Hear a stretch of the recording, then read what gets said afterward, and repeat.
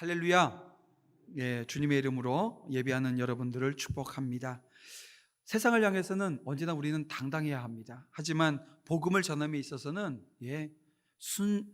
겸손한 모습으로 나아갈 때 만물의 주인이신 주님의 음성을 오늘 우리가 듣게 되어지고요. 그 주님의 음성에 반응하는 저와 여러분을 통해서 또 새 일을 행하실 그 주님을 만나게 될 줄 믿습니다.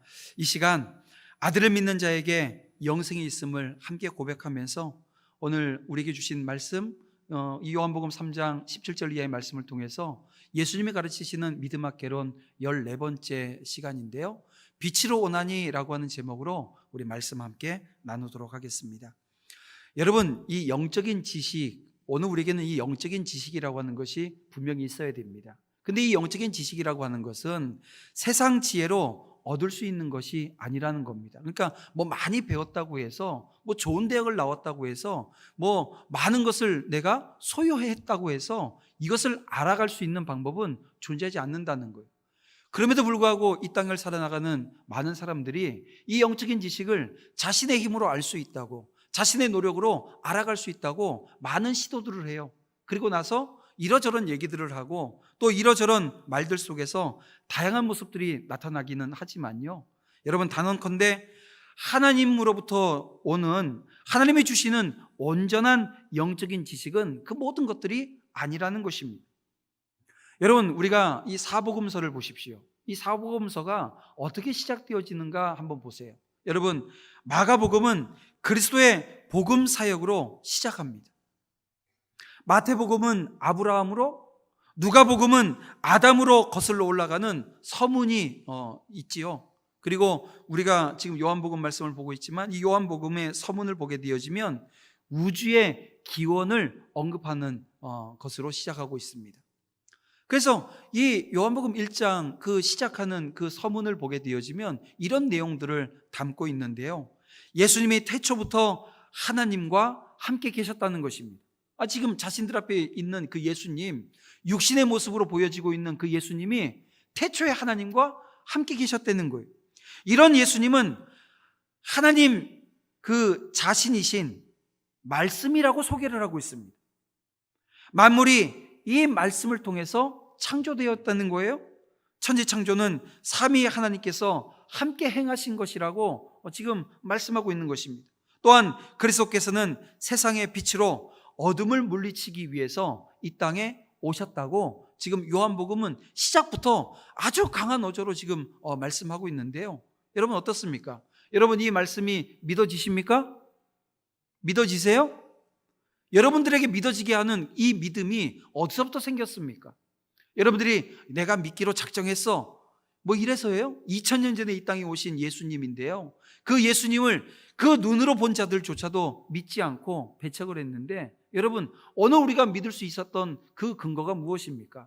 하나님께서 저와 여러분에게 믿음을 주셨기 때문에 오늘 우리는 믿을 수 있었다는 거예요.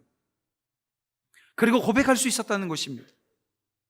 태초부터 하나님과 함께 계셨던 예수님이 이 땅에 오셨지만 세상은 그분을 알지 못했다고 요한복음은 기록하고 있습니다. 그래서 요한복음 1장 5절 말씀을 보게 되어지면요, 이렇게 기록하고 있습니다. 빛이 어둠에 비치되 어둠이 깨닫지 못하더라. 여러분, 어둠에 빛을 비추면 어떻게 됩니까? 어둠은 물러가야 되잖아요. 그런데 어둠이 빛이 왔음에도 불구하고 깨닫지를 못하더라는 거예요. 근데 그 1장 19절 이하를 보게 되어지면 그렇게 깨닫지 못했다고 말씀을 해놓고 1장 19절 이하를 보게 되어지면 예수님을 알아본, 다시 말하면 말씀을 알아본 이들에 대한 기록이 있습니다. 가장 먼저 예수님을 알아보고 예수님을 증거한 사람이 있습니다. 누구입니까? 세례 요한입니다. 세례 요한이 예수님을 알아보고 예수님을 증거하는데요, 자신의 역할을 어떻게 이야기합니까? 메시아를 위해서 길을 닦는 것이 자신의 역할이라고 말하고 있습니다. 그리고 예수님께서 부르신 제자들이 소개되어지는데 여기는 5명의 제자가 소개되어지는 것을 보게 되어집니다. 안드레, 베드로, 빌립, 나다나엘, 그리고 이름이 기록되어지지 않는 한 명의 제자가 기록되어져 있습니다. 근데 여기서 이름이 기록되어지진 않지만 많은 성경학자들이 그 이름 기록되어지지 않은 이 한 명의 제자를 요한복음의 저자로 보고 있습니다. 바로 요한이지요. 어쨌든 예수님의 사역은 그렇게 해서 시작되었습니다. 그리고 3장부터는 이제 예수님의 사역 가운데 예수님이 만난 사람들이 기록되어져 있는데요. 가장 먼저 만난 사람, 이 니고데모에 대해서 기록하고 있습니다. 그런데 주님을 만난 이 니고데모는요, 정신을 차리질 못해요. 도무지 주님이 말씀하시는 내용이 무슨 말인지 이해하지 못합니다. 어떻게 그런 일이 있을 수 있냐고 계속해서 주님에게 묻기만 해요. 근데 여러분, 니고데모는 누구입니까? 이스라엘의 선생이었습니다. 많은 지식을 가지고 있는 사람이었다는 것입니다. 주님의 말씀을 그럼에도 불구하고 이해하지 못했다는 거예요. 여러분, 오늘 우리가 말씀을 들을 때 이 시간에 여러분들이 말씀을 듣고 있고 또 여러분들이 개인적인 그 경건의 훈련과 연습을 하면서 말씀을 읽고 또 묵상하며 나아가게 되어지는데요. 그 상황 가운데 여러분, 오늘 우리가 꼭 기억해야 될 것이 있습니다. 오늘 우리는 살아계신 주님이 들려주시고 보여주시는 것만큼만 알 수 있다는 것입니다. 여러분, 결국 오늘 우리가 보여주시는 것만큼만, 들려주시는 것만큼만 알 수 있다라고 하는 것은, 이것은 이 모든 하나님을 알고 주님을 알아가는 그 과정은요, 성령께서 오늘 우리에게 말씀하시는 것만큼만 오늘 우리가 헤아릴 수 있다는 것입니다. 여러분, 니고데모를 보세요. 니고데모, 예수님께서 니고데모를 먼저 찾으셨습니까? 아닙니다. 니고데모가 주님을 찾아왔어요. 그러나 자기가 보고 싶은 대로 보고 보고 싶은 것만 보는 이상, 여러분, 이 니고데모는 하나님의 나라를 볼 수가 없습니다. 그래서 3장 11절에 어떻게 말씀하고 있냐면, 우리가 아는 것을 말하고 본 것을 증언하는데 너희가 우리의 증언을 받지 않았다고 예수님께서 말씀하고 계시는 겁니다. 여러분, 이것은 지식이나 이해력의 문제가 아니라는 거예요. 이 대화의 주인이, 지금 이 니고데모가 누구하고 대화하고 있습니까? 예수님이잖아요. 근데 이 니고데모는 예수님이 누구신지를 모르는 거예요. 이 대화의 주인이 누구신지, 지금 니고데모는 자신에게 말씀하시는 분이 누구신지에 대해서 지금 얘기를 나눠야 되는데요, 그걸 지금 모르고 있는 겁니다. 예를 들어 그럴 수 있습니다. 여러분, 자기 인생에서 일어나는 안 좋은 일들, 우리가 여러 일들을 만나게 되어지잖아요. 인생을 만나면서 슬픔 가운데 놓여지기도 하고 또 예기치 않는 그런 위기 상황을 오늘 우리가 경험하게 되어집니다. 그때 그 상황에서 하나님을 오해하게 되어지면요, 내게 위기가 왔고 내게 고난이 왔고 내가 지금 괴롭고 힘든 상황이 왔을 때 이게 하나님을 오해하게 되어지면 그때는 하나님의 말씀을 제대로 들을 수가 없다는 거예요. 현상과 또 상황과 자기 모습에 따라 보고 싶은 대로 보고 또 듣고 싶은 대로 들으려고 하기 때문에 이게 하나님의 말씀이 내게 들리지 않는다는 것입니다. 주님은 계속해서 말씀하셔요. 12절에 보니까 내가 땅의 일을 말해도 믿지 않는데 하늘의 일을 말하면 어떻게 믿겠냐고 지금 이야기를 하고 있습니다. 많은 사람들이 그런 얘기를 해요. 보여주면 믿겠다고. 근데 여러분, 보고 믿는 사람들 없습니다. 기적을 봤다고요? 기적을 봤으면 다 믿어야 되잖아요. 그렇지 않더라고요.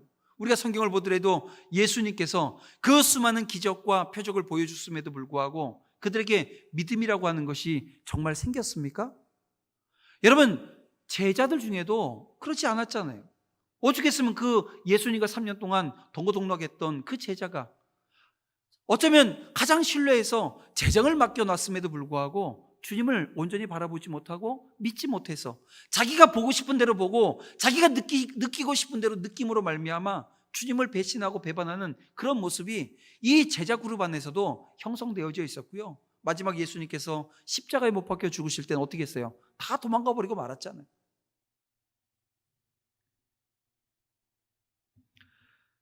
하늘에서 내려오셔서 하늘로 올라가신 그 주님이 귀에 들리게끔 말씀해 주셨고요, 심지어 표적을 보여주셨음에도 불구하고 믿지 않았던 그 모습을 오늘 우리는 성경을 통해서 보게 되어집니다. 그래서 여러분, 보이는 것만 믿는 이 믿음은 언제나 이 한계라고 하는 것을 가지게 되어집니다. 그래서 말씀이 육신이 되어서 우리 가운데 거하심을 여러분 믿으십니까? 여러분, 이 믿음이 있어야 됩니다. 그러면 눈에 보이는 현실을 믿고 하나님을 오해하는 것 하지 않게 되어져요. 말씀을 믿는 그 믿음 가운데 오늘 우리가 그 믿음이 생명에 이르는 믿음이라고 하는 것을 다시 한번 믿고 감사하면서 신앙생활하게 되어진다는 것입니다. 모세가 광야에서 뱀을 든 것 같이, 여러분 우리가 잘 알다시피 구약 성경에 출애굽하는 과정 중에 그 이스라엘 백성들이 불뱀에 물려서 여기저기서 죽는 상황들이 벌어졌습니다. 그게 불순종의 결과 아니었습니까? 그때 하나님께서는 어떻게 하셨어요? 장대에다가 노뱀 달아 달라는 거예요. 그리고 그것을 쳐다보게 되어지면 어떻게 된다고요? 낫는다고요. 여러분, 그 노뱀을 쳐다보면 이 불뱀에 물린, 그래서 죽게 되어진 그 고난의 현장을 벗어날 수 있다라고 하는 것을 믿는 믿음이 다 있으면 좋았는데 그러지 않았습니다. 그게 무슨 말입니까? 그 노뱀을 쳐다보지 않음으로 인해서 죽은 사람들이 있었다는 거예요. 선지자들을 통해서 그렇게 말씀해 주셨음에도 불구하고 듣지 않았다는 것입니다. 결국 아들이 이 땅에 오셔서 십자가에서 자기 생명을 내어주셔야 했습니다. 구원에 이르는 다른 모든 길이 실패했기 때문입니다. 오직 한 길, 예수 그리스도를 믿는 믿음으로 구원을 얻게 되어진다라고 하는 거죠. 이 모든 일은 하나님이 세상을 사랑하셔서 이루신 일입니다. 그 십자가가 하나님의 사랑이 아니면 이룰 수 없다는 거예요. 그래서 여러분, 제가 우리 축도할 때도 보게 되어지면 축도가 우리 주 예수 그리스도의 은혜라고 이야기합니다. 사랑이 아닙니다. 오늘 주님으로부터 오늘 우리가 받은 것은 은혜고요, 하나님으로부터 그 사랑을, 지극하신 사랑을 우리가 받았다는, 이게 오늘 우리 가운데 임해야 된다는 거예요. 하나님이 아들을 세상에 보내신 것은 사랑 때문인데요, 그래서 심판하는 것이 목적이 아니라는 것입니다. 아들을 통해서 세상을 구원하고자 하는 것이 하나님의 목적이었고 뜻이었다는 것입니다. 그래서 오늘 본문 17절 말씀을 보세요. 하나님이 그 아들을 세상에 보내신 것은 세상을 심판하려 하심이 아니요 그로 말미암아 세상이 구원을 받게 하려 하심이라, 이렇게 말씀하고 있습니다. 여러분, 오늘은 우리는 이 말씀을 통해서 이 죄에 빠진 인생을 향한 아버지의 마음, 그 아버지 하나님의 마음을 알 수 있어야 합니다. 하나님은 인생이 죄로 말미암아 멸망하는 것을 결코 원하지 않으십니다. 그분은 모든 인생이 다 구원받기를 원하셔요. 하나님에게 있어서 인간이라고 하는 것, 이 사람이라고 하는 것은 아주 특별한 존재입니다. 왜 그렇습니까? 모든 것을 하나님께서 다 창조하셨습니다. 말씀으로 창조하셨습니다. 하지만 인간을 창조하실 때는요, 조금 달랐습니다. 어떻게 달랐습니까? 오늘 우리를 하나님의 형상대로 만드셨다는 거예요. 하나님의 형상이 오늘 우리 인간들에게 있다는 것입니다. 그리고 예수 그리스도가 이 땅에 오신 것은 그 하나님의 형상으로 지음받은 오늘 우리의 그 모습을 회복시키는 거예요. 어디로요? 하나님의 형상으로 회복시키는 것입니다. 그래서 이 하나님의 마음을 오늘 우리가 알게 되어지면 많은 것에 있어서 여러분 다른 생각과 다른 모양으로 나오게 되어집니다. 그래서 그리스도의 마음을 가진 성도라고 한다면 어떨까요? 만약에 불량배가 교회 안에 온다 하더라도 그 불량배를 어떻게 용납하지 못할 일이 없는 겁니다. 또 우리가 세상살이 하면서 수많은 다른 종교를 가진 많은 사람들을 만나잖아요. 그 다른 종교를 가지고 있는 사람들을 만날 때도 오늘 우리가 대하는 태도가 사뭇 다르게 되어집니다. 그리고 지금 교계 안에 계속해서 지금 문제되어지는 건데요, 아마 지금 이제 11월 때부터 정기 국회가 들어가면 논의되어질 그런 여지들이 있는데, 이게 차별금지법입니다. 이것을 놓고 오늘 우리가 여러 가지 이야기들을 이야기하고 논의하는 과정 중에 있는데, 무엇보다 중요한 것은 어떤 성적 지향을 가졌든지 간에 여러분, 오늘 우리는 그 사람들을 포용할 수 있어야 된다는 거예요. 여러분, 그래서 이 말을 오해해서 들으면 안 됩니다. 여러분, 사람의 잘못된 소행은 어떻게 해야 돼요? 미워하고 배척해야 되는 거 맞습니다. 하지만 개개의 영혼들에 대해서는 어떻게 해야 돼요? 사랑해야 돼요. 관심을 가져야 돼요. 그들의 행위가 악하다고 영혼마저 무가치하게 취급하는 것은 옳지 않다는 것입니다. 하나님은 죄인이 그 죄악으로 죽는 것 기뻐하지 않으신다라고 하는 것을 여러분, 오늘 우리가 헤아려야 된다는 것입니다. 이것이 아버지의 마음입니다. 하나님은 도리어 그들이 구원받기를 간절히 원하신다는 겁니다. 여러분, 누가복음 5장을 보십시오. 누가복음 15장을 보세요. 여기는 세 가지 비유의 말씀이 나오는데요. 그 첫 번째 비유, 잃어버린 양을 다시 되찾은 그 이야기가 나오지 않습니까? 그 되찾은 다음에 어떻게 했습니까? 천국엔 잔치를 되어졌다라고 하는 건, 여러분, 이것을 오늘 우리는 절대 잊어서는 안 됩니다. 영혼을 향한 관심 지수가 어느 정도인가 자기 자신을 한번 살펴보시길 바랍니다. 나는 영혼을 향한 그 관심 지수가 얼마인가 체크해 보자는 거예요. 이 지수가 얼마냐에 따라서 하나님의 마음을 내가 아직 알고 있는지, 또 그리스도의 마음을 가졌는지에 대한 여부를 오늘 우리가 알게 되어지고요, 사실 드러나게 되어진다는 거예요. 여러분의 상황과 여러분의 형편에 절대 여러분 속지 마시길 바랍니다. 문제가 생겨도 하나님을 의심하는 그 자리에는 절대 가서는 안 됩니다. 아들을 주신 하나님이 반드시 오늘 우리를 그 어렵고 힘든 상황 가운데서도 인도하시고 건져내 주실 것에 대한 믿음을 여러분 가지세요. 또 저와 여러분을 통해서 하나님은 구원의 손길이 이 세상을 향해 또 뻗어지기를 원하신다는 것입니다. 그리고 분명한 사실은 아들을 믿는 사람은 여러분 심판을 받지 않습니다. 그러나 믿지 않는 사람은 오늘 본문에 보면 이미 심판을 받았다고 아주 선언적으로 말씀하고 계시는 겁니다. 오늘날 많은 사람들이 인류의 시급한 과제를 놓고 이야기할 때 도덕성이 회복되어져야 된다, 이런 얘기를 합니다. 맞습니다. 틀린 얘기는 아니지요. 하지만 인류에게 있어서 가장 시급한 과제는 아닐 것입니다.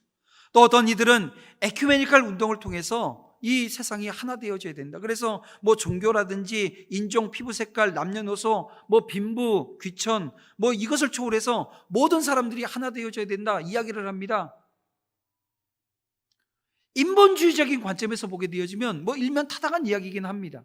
그런데요, 여러분, 신앙의 관점에서는 이것도 틀린 거예요. 이것도 잘못되어진 거예요. 인류에게 있어서 이런 것들보다 한시라도 시급한 문제가 무엇입니까? 화급한 문제가 있습니다. 그게 무엇입니까? 바로 이 인류가 하나님 앞에 지금 심판받게 되어진다는 거예요. 심판의 직면에 있다는 것입니다. 다시 말해서 하나님의 심판에서 벗어나는 일, 이것이 가장 시급한 문제라는 거예요. 하나님의 심판은 여러분 인류의 모든 소망을 앗아가 버립니다. 개인의 소망, 집단, 사회의 소망, 국가의 소망, 이게 필요가 없어집니다. 하나님의 심판 앞에서는요. 여러분, 이거보다 더 중요한 문제가 어디 있겠냐고요. 그러면 어떻게 해야 이 시급한 문제 해결받을 수 있습니까? 그것은 바로 하나님께서 유일한 구원의 방편으로 제시하신 예수 그리스도를 믿는 것입니다. 믿는 것입니다. 그렇습니다. 예수와 어떤 관계를 유지하는가, 예수님과 오늘 우리가 어떤 관계인가 라고 하는 것을 통해서 어떤 사람에겐 희망이 되어지고요, 어떤 사람에겐 절망이 되어진다는 거예요. 도덕적으로 흠이 없고 완전한 사람이라고 해도요, 예수님을 믿지 않으면 심판에 이른다는 겁니다. 우리가 흔히 그런 얘기 하잖아요. 저 사람 법 없어도 살 사람이야 라고 해도요, 예수가 없으면 그것은 심판이라는 겁니다. 하지만 사회에서 용서받지 못할 정도의 아주 흉악범이라 할지라도 예수 믿으면 그 모든 죄를 사함받고 약속의 나라에 들어간다는 거예요. 예수님이 십자가 지실 때 옆에 있었던 두 강도 보십시오. 어떻게 차이가 났습니까? 인간을 심판하시는 하나님의 기준은 여러분 이것입니다. 예수님과의 관계입니다. 다시 말해서 그분을 믿느냐 믿지 않느냐 이것에 달려 있다는 거예요. 여러분, 사람의 기준으로 보게 되어지면, 우리 인간의 기준으로 보게 되어지면 착하고 의롭고 또 아니면 불의하고 뭐 죄인이라고 표현해 볼까요? 뭐 그렇게 표현할 수 있을 겁니다. 그러니까 의인과 죄인으로 오늘 우리는 구분할 수 있습니다. 충분히 가능합니다. 또 그렇게 또 우리 구분하며 또 사는 모습들이 또 우리의 삶의 자리에서는 있으니까요. 그런데요, 하나님 편에서 보게 되어지면 어떻습니까? 의인과 죄인이 있습니까? 없습니다. 다 죄인들입니다. 하나님 편에서는 다 죄인이라고요. 예수를 믿지 않으면 하나님이 보시는 이 죄인이라고 하는 이 판단, 여기서 벗어날 수 없다는 거예요. 그래서 오늘 우리가 예수 믿게 되어지면 어떻게 되어집니까? 예수 믿음으로 말미암아 예수님의 의, 완전하신 그분의 의가 오늘 우리에게 전가되어지는 거예요. 그래서 오늘 우리에게는 의로운 모습이 없지만 예수님을 믿음으로 말미암아 오늘 우리를 향해서 의롭다라고 하는 판단을 해주신다는 겁니다. 여러분, 열매를 결정하는 것은 수종이 아닙니다. 여러분, 우리가 잘 보세요. 우리가 뭐 가시덩굴에다가 뭐 거름을 주고 열심히 물 주고 가꾼다고 해서 여러분 그 가시덩굴에서 무화과 열매가 맺혀요? 불가능한 일 아닙니까? 가시나무에서 여러분 포도 열매가 맺힐 수는 없다는 것입니다. 예수를 믿는 사람들은 삶의 기초인 본질이 바뀌는 거예요. 오늘 저와 여러분이 예수 믿는다라고 하는 것은 삶을 대하는 태도가 삶의 가장 기초되어지는 그 본질 자체가 바뀌었다는 것입니다.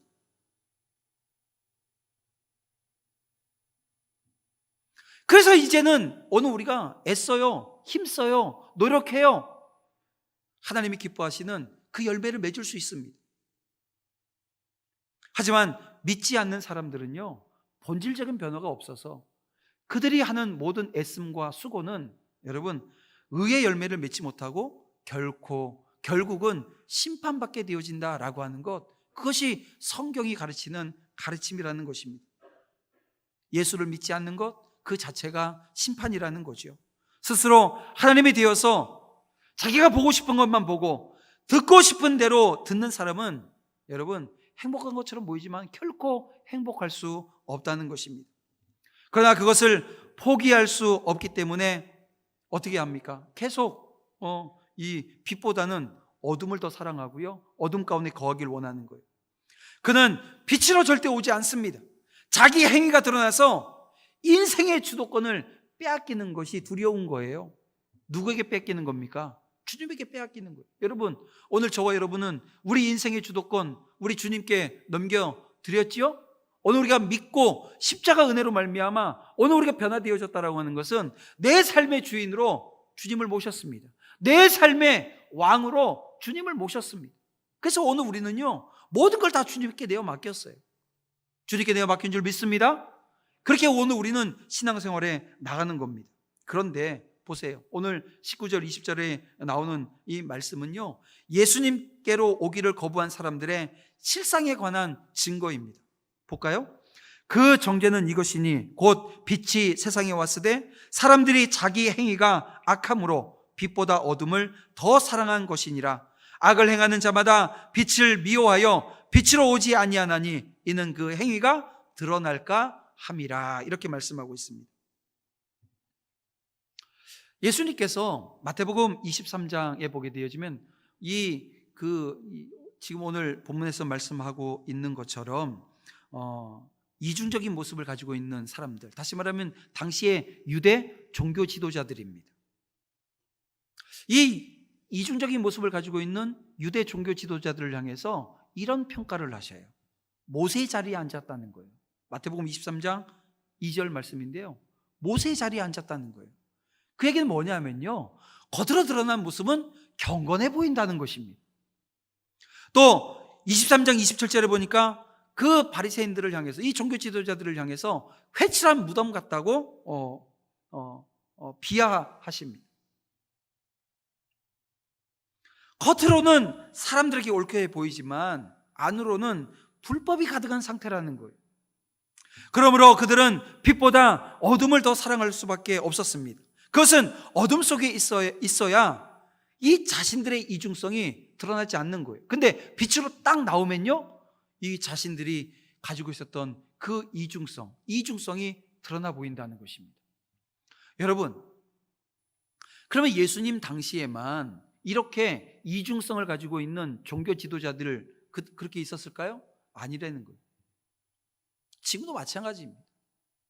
제가 휴가 기간에 읽었던 책 중에 차이를 뛰어넘는 그리스도인이라고 하는 팀켈러 목사님과 여러 분야의 전문가들이 함께 쓴 책을 보면서, 야, 그렇구나, 그럴 수 있겠구나, 만약에 이것이 바라보는 관점이 맞다고 한다면 오늘 우리도 이 모습에서 벗어나기 위해서 무단히 노력해야 되겠구나 라고 하는 것을 깨닫게 되어지는 대목이 있었는데요, 뭐냐면 지금 미국이라고 하는 나라가 청교도 신앙 가운데 세워졌다라고 우리가 알고 있고, 또 청교도 신앙이 유지되어져 가고 있다 보지만 그 책에서 보게 되어지면 아니라는 거예요. 몇몇의 청교도인들이 있긴 했지만 그게 주류는 아니었다는 것입니다. 그럼에도 불구하고 이주에서 온 사람들, 그 수많은 사람들이 주류 기독교인으로 남아 있는데요, 이 주류 기독교인들이 가지고 있는 모습은 이중성입니다. 그러니까 교회에서는 열심히 봉사해요. 헌금도 하고 여러 가지 많은 일들을 감당해냅니다. 그런데 교회 밖으로 딱 나가게 되어지면요, 성적인 타락, 아무렇지 않게 한다는 거예요.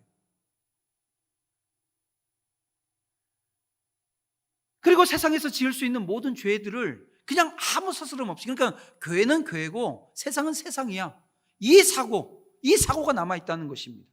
여러분, 오늘 우리가 신앙생활을 하면서 혹시 우리에게 우리 신앙은 신앙이고 믿음은 믿음이고 세상은 세상이야 라고 하는 그 모습이 있었다고 한다면 여러분, 빛으로 나와야 될 줄 믿습니다. 지금 주님께서는 오늘 저와 여러분이 그 빛으로 나오기를 원하세요. 그리고 어떻게 해요? 그 빛 가운데 오늘 우리가 온전히 서지 못했던 모습들이 있었다고 한다면 회개하고 돌이켜야 된다는 겁니다. 그래서 그 책에 보게 되어지면 그 미국 사회를 이렇게 봐요. 예수 믿지 않는 사람, 주류 기독교인들, 그리고 복음주의자들, 이렇게 본다는 것입니다. 그러니까 예수 믿는 사람들이라고 모여있지만 복음주의자들, 바로 무엇입니까? 예수 그리스도의 십자가, 오늘 사실 이 본문 말씀, 주님이 말씀하시는 말씀, 그 십자가의 은혜로 말미암아, 그 하나님께서 주신 그 사랑의 결정체인 그 십자가로 말미암아 변화되어진 사람들이 하나님을 예배하고, 이 예배드리는 이 모습뿐만이 아니라 삶의 자리가 거룩하게 회복되어지며 말씀 가운데 승리하는 그 사람들의 공동체가 많아져야 된다는 거예요. 그러나 여전히 예배는 예배대로, 삶은 삶대로, 세상은 세상대로 살아가는 오늘 우리들을 향해서는 주님께서 말씀하십니다. 빛으로 나오라고 말입니다. 사랑하는 성도 여러분, 죄는 심각한 악순환의 고리를 가지고 있습니다. 우리가 이제 다음 주일 새벽 예배부터 사사기서를 볼 텐데요, 이 사사기를 보게 되면 계속해서 악순환되어지는 이 죄의 고리를 보게 되어집니다. 근데 그 가운데서 오늘 우리가 십자가 사랑을 다시 한번 기억하면서 저는 사사기를 여러분들과 함께 반나가기를 소원합니다. 십자가 사랑이 오늘 우리 가운데 있게 되어지면 이 죄의 악순환의 고리를 끊어낼 수 있다는 거예요. 왜냐하면 오늘 우리 스스로는 빠져나올 수 없습니다. 그러나 진리를 행하는 사람, 예수님을 따르는 사람은 빛으로 나오게 되어져 있습니다. 그러나 자기 행위가 하나님 안에서 행한 것임을 나타낼 수 있는 자리가 회복되어진다는 거예요. 그리고 그 빛으로 가까이 나아감으로 말미암아 더욱 순종하는 자리를 회복해낼 수 있다는 것입니다. 사랑하는 성도 여러분, 오늘 우리는 다른 영혼이 구원의 은혜를 누리게 하는 것, 저와 여러분에게 주어진 사명입니다. 왜냐하면 오늘 우리가 그 사랑을 먼저 받았고 그 사랑받은 자들이기 때문에 이제는 사명의 자리로 가기를 원하시는 아버지의 마음을 알아야 되기 때문에 그렇습니다. 또한 우리는 하나님께서 오늘 우리를 어둠 가운데에서 불러주셔서 구원하신 이유를 깨닫기 때문에 오늘 저와 여러분은 온전히 순종하는 자리에 서서 마지막 때에 쓰임받는 것, 어떻게 쓰임받아야 될 것인가 다시 한번 결단하고, 하나님이 오늘 우리에게 그 십자가로 말미암아 놀라운 은혜를 주셨는데요, 그게 이 믿음이라고 하는 걸 주셨다고요. 근데 이 믿음은 돌려보면 이게 순종입니다. 하나님께서 믿음 주셨으면, 그래서 믿음으로 구원받았으면 이제는 삶의 현장이 믿음이 되어져야 되는데, 그 믿음은 순종으로 열매 맺는 것입니다. 저와 여러분들의 그런 삶의 자리가 이제 다시 한 주간 살아내실 때, 하나님 주신 은혜 너무나도 감사합니다. 그 은혜 감사해서 내가 어떻게 주님 반응해야 될 것인가. 빛으로 나오게 하셨는데 내 옆에 수많은 영혼들, 빛으로 나가지 못하는 영혼들을 빛으로 이끌어낼 수 있도록 주님 감당할 수 있는 힘을 주시고 능력 주시고 지혜 주시고, 내 힘으로는 안 되니 하나님께서 함께하여 주시옵소서 간구하며 온전히 이뤄낼 수 있는 은혜의 역사, 모든 우리 주의 자녀들 가운데 넘쳐나기를 주님의 이름으로 축복합니다. 기도드리겠습니다. 사랑과 내가 보성하신 아버지 하나님, 감사합니다. 영적 지식이 메말라가고 있는 이 때에 하나님의 자녀로 부르시고 말씀대로 보고 믿으며 빛으로 나아가게 하여 주시니 감사 영광 올려드립니다. 이 시간 다시금 결단하며 나아가는 주의 자녀들에게 함께하여 주셔서 언제나 은혜 가운데 승리할 수 있도록 역사해 주시옵소서. 예수님의 이름으로 기도드립니다. 아멘.